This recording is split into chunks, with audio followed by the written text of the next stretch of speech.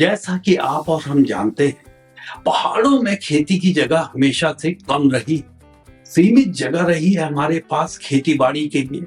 और फिर हमारी खेती हमेशा से वर्षा के ऊपर आधारित रही है।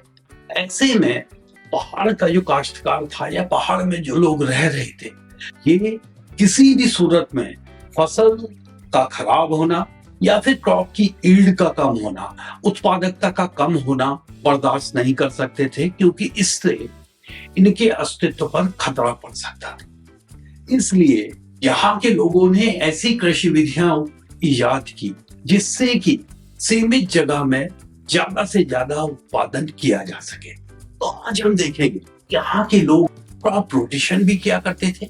जैसा कि आज वैज्ञानिक कहते हैं कि क्रॉप रोटेशन से जो जमीन है उसका न्यूट्रिएंट वैल्यू बनी रहती है, क्रॉप अच्छी होती है, उत्पादकता बढ़ती है। तो यहाँ के लोग भी क्रॉप रोटेशन किया करते थे। हमारे साथ बने रहिए, चैनल को लाइक कीजिए, सब्सक्राइब कीजिए, शेयर कीजिए।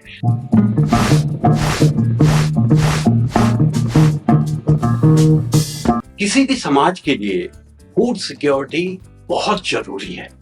फूड सिक्योरिटी के बिना किसी भी समाज का निरंतरता में किसी जगह पे रह पाना संभव नहीं है। यहाँ पहाड़ों में लोग हजारों साल से रह रहे हैं। इसका मतलब कि वो अपने खाने पीने लायक उगा पाते थे। जैसा कि हम जानते हैं, यहाँ पहाड़ों में खेती की जगह हमेशा से सीमित रही है। फिर यहाँ की खेती हमेशा से वर्षा पे आधारित रही। कुछ ही खेत जो घाटियों में थे, घाटी में नीचे स्थानों पे थे, वहां पर सिंचाई का प्रबंध था। अन्य पूरी की पूरी खेती वर्षा पे आधारित थी। ऐसे में इन्हीं कारण से यदि फसल खराब होती है या फसल की उत्पादकता या यील्ड कम हो जाती है, तो यहाँ रहने वालों का जीवन संकट में पड़ सकता था, उनका सर्वाइवल पर प्रश्न चिन्ह लग सकता था। ऐसे में यहाँ पर रहने वाले लोगों ने कई ऐसी विधियां इजाद की जिससे कि सीमित जगह में उन्हें ज्यादा से ज्यादा उत्पादन मिल सके। आज के समय की बात करें तो आज भी जो हमारे एग्रीकल्चर साइंटिस्ट हैं वो ये मानते हैं कि क्रॉप रोटेशन से जो सॉइल न्यूट्रिएंट है वो बना रहता है, जो भूमि है उसकी उर्वरता बनी रहती है। तो यहाँ पहाड़ों में जो लोग थे वो भी क्रॉप रोटेशन प्रैक्टिस करते थे। वो अपने पूरे गांव की जमीन को 2 भागों में बांट लेते थे, जिसे वो सारी कहते थे, और प्रत्येक भाग से 2 सालों में 3 फसलें लिया करते थे। और बारी बारी से एक भाग को जाड़ों में खाली छोड़ देते थे ताकि उस पे जानवर चर सकें, और साथ ही जानवरों के चरने से जो गोबर मिलता है उससे सॉइल की न्यूट्रिएंट वैल्यू बढ़ती रहे।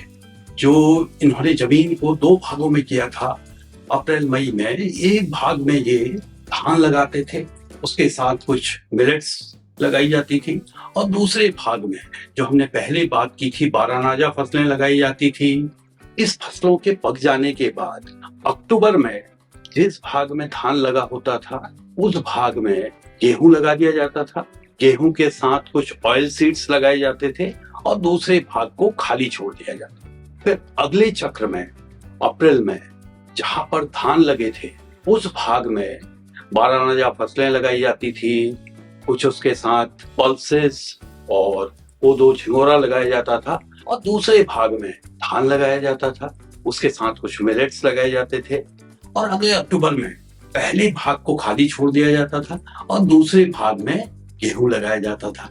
इस तरह से 2 साल में वो हर भाग से 3 फसलें लेते थे, और इससे जो सॉइल न्यूट्रिएंट वैल्यू है वो बनी रहती थी। जानवरों को चरने के लिए, क्योंकि जाड़ों में चारागाह में उतनी घास उपलब्ध नहीं होती थी, तो जो फसल के स्टम्प्स थे उस पर जो जानवर थे वो फीड करते थे, और जानवरों का गोबर जो था वो मैन्योर का काम करता था। और सबसे बड़ी बात ये कि इससे फूड में न्यूट्रिशनल वैल्यू बढ़ती थी, फूड में डाइवर्सिटी बढ़ती थी, और लोगों को न्यूट्रिशन प्रदान होता था।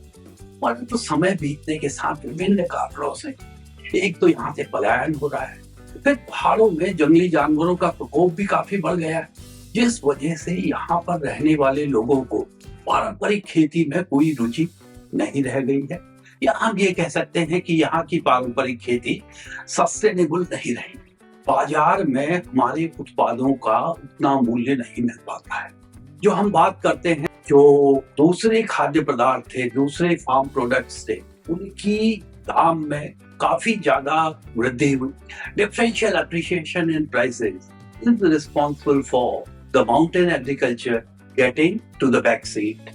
हमारी जो पारंपरिक उत्पाद थे, उनके दाम अपेक्षाकृत ज्यादा नहीं बढ़े, जिस वजह से हमारे जो काश्तकार हैं उनको यहाँ की फसलें उगाने में, यहाँ के पारंपरिक खेती बाड़ी में कोई ज्यादा रुचि नहीं है। आज समय बीतने के साथ माउंटेन फार्म्स की जो डाइवर्सिटी है वो समाप्त हो रही है। ऐसे तो हमारी जो ये फसलें आने वाले समय में इनका जो मदर प्लांट है या सीड्स है वो भी नहीं बच पाएंगे। ऐसे में जेनेटिक डाइवर्सिटी के लिए ही कहें या फार्म की, माउंटेन फार्म्स की जो डाइवर्सिटी है उसको बचाने के लिए कहीं ना कहीं प्रयास किए जाने जरूरी है। ऐसे में आप कहेंगे कि ये सब प्रयास तो संस्थागत रूप से सरकार को करने चाहिए। जाहिर है, अगर जेनेटिक डाइवर्सिटी बचाने की बात है, यहाँ के बीजों को बचाने की बात है, उसका जेनेटिक जो सबस्ट्रेट है वो बचाने की बात है, तो वो निश्चित ही संस्थागत रूप में होना चाहिए। परंतु यहाँ का किसान तो तभी उगाएगा जब उसे बाजार में दाम मिलेंगे, और दाम तब मिलेंगे जब उन उत्पादों की मांग होगी। आज जरूरत है हम अपनी परंपराओं को बचाएं। कम से कम जेनेटिक डाइवर्सिटी बचाने के नाम पे हम यहाँ की जो क्रॉप वैरायटीज है उनको खरीद कर हम पहाड़ की जो फार्म डाइवर्सिटी है उसको बनाए रखने में अपना सहयोग कर सकते हैं। ये आपका मेरा प्रयास हो सकता है। आज हम बात कर रहे हैं कि गेहूं कम खाने की बात चल रही है, लोग मिलेट्स खाने की बात कर रहे हैं, तो इससे हम अपनी जो पहाड़ की क्रॉप वैरायटीज हैं, कोदो हो सकता है, झिंगोरा हो सकता है, मडवा हो सकता है, उसको प्रमोट करने की बात कर सकते हैं। आज कई जगह मैं देख रहा हूँ बेकरीज में मिलेट की आपको ब्रेड मिल रही है, बिस्किट्स मिल रहे हैं, दूसरी चीजें मिल रही है, हम उसे प्रमोट कर सकते हैं ताकि जो पहाड़ में है, क्योंकि पिछले कुछ समय में जो एप्रिसिएशन इन प्राइसेस हुआ, वो कोर्स सीरियल्स जो हम आ रहे हैं उनके प्राइसेस उस तेजी से नहीं बढ़े, जिसकी वजह से जो पहाड़ में आज भी फार्मर बच गए हैं उनके पास कोई इंसेंटिव नहीं रहा है कि वो परंपरागत फसलें उगाते रहे। अगर उन्हें मार्केट मिलेगा तो हमारी ये फसलें बनी रहेंगी। तो इन फार्म प्रोडक्ट्स को खरीद कर हम पहाड़ की जो फार्म डाइवर्सिटी है उसको बनाए रखने में अपना सहयोग कर सकते हैं। अपनी तरफ से अब इतना तो कर ही सकते हैं कि पारंपरिक जो हमारा उत्पाद आ रहा है उसको खरीदें, उसको प्रमोट करें। जब मांग होगी तो दाम बढ़ेंगे, और दाम बढ़ेंगे तो लोग उन फसलों को उगाने को भी प्रेरित होंगे। तो ये हमारा अपना प्रयास हो सकता है, हमारा अपना योगदान हो सकता है पहाड़ की जेनेटिक डाइवर्सिटी बचाने में, यहाँ की पारंपरिक फसलों को बचाने में। तो अगली बार आप बाजार जाएं तो देखें पहाड़ से आए कौन कौन से उत्पाद आपके पास पड़ोस में बिक रहे हैं, उनको खरीद कर आप पहाड़ की जो फार्म डाइवर्सिटी है उसको बचाने में अपना योगदान दे सकते हैं। अगली बार आप मार्केट जाएं तो मिलेट के बिस्कुट खरीदना न भूलें, और इस चैनल को देखते रहिए, हमारे साथ बने रहिए। चैनल को लाइक कीजिए, सब्सक्राइब कीजिए, शेयर कीजिए। धन्यवाद।